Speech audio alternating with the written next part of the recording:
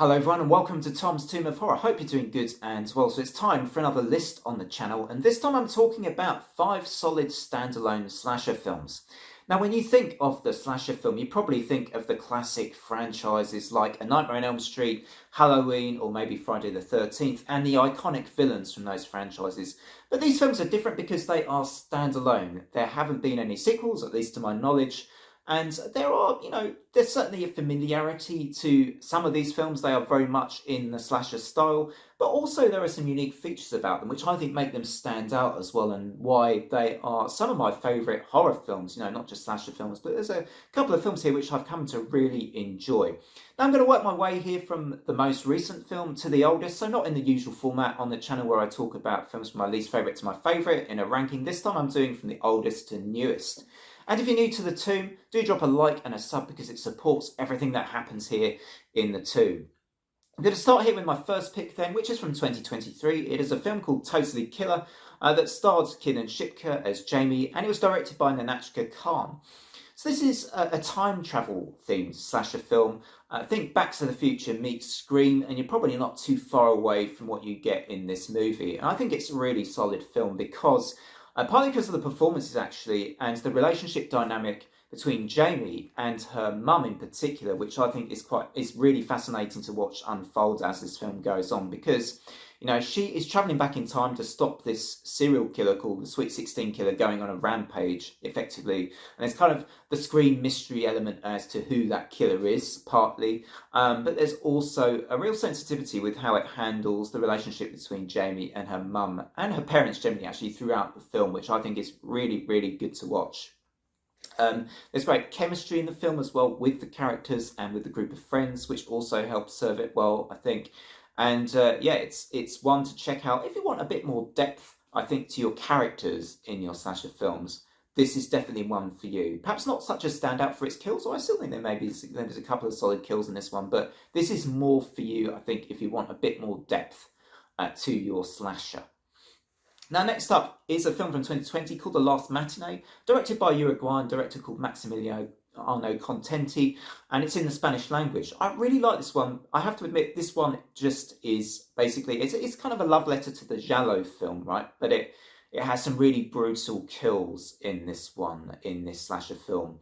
I'd say, therefore, if you like Carnage Candy, some kills which might actually even stick out in your memory. The one I think of, spoiler alert before I say this is one of the kills in the film, right? But there's a really great kill where the killer sticks a metal rod through two young lovers kissing through their mouths, and it is really brutally done as well. And it's great practical effects in this film if you like your old school practical effects. But yeah, the setup is also quite good for the slasher film because it all takes place in a cinema, in a theatre, where the audience members are gradually killed off one by one. And it is what it is. I think, it's a fairly straightforward setup, but it works well, and there's some great kills. And if that's all you're looking for, this film, The Last Matinee, is definitely for you.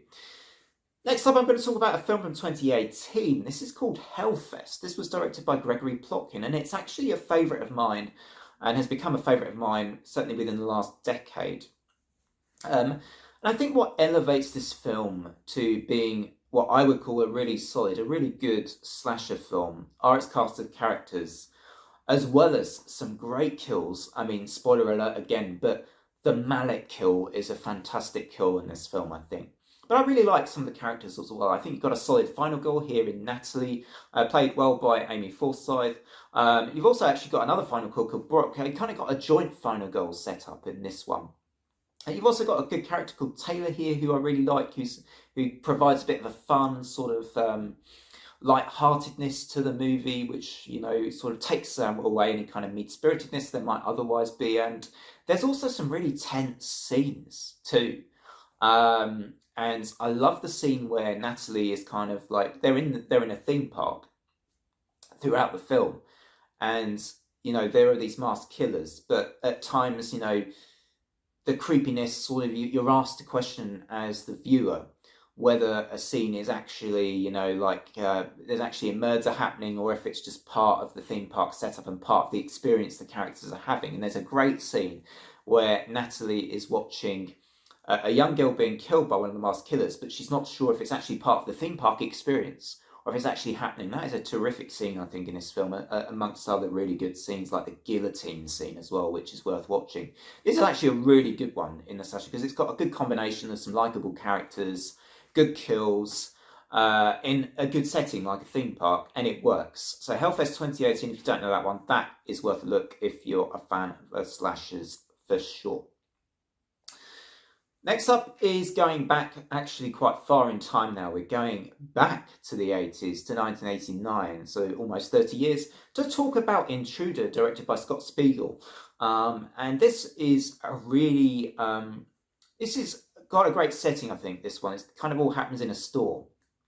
And there is a streak of kills in this film that are absolutely brutal. I think one of the ones that stands out most in my memory whenever I think of Intruder is Dave's kill, where his head is essentially forced into this bandsaw and it is sliced clean in half. And it is really gory to watch, but it's certainly a highlight of this one. If you like your gory kills, I'd say Intruder is another film for you. A bit like The Last Matinee, because everyone's trapped in the setting that they're in and in the setting that the film is in, and they are being picked off one by one in the classic slasher style. So I feel like if you like that setup, Intruder's for you. But it's also just a solid film overall. Some good, pretty good acting, some reasonably good characters, quite a good villain as well. I like it when he says, "I'm just crazy about this store," and I think that's a good part of the film as well.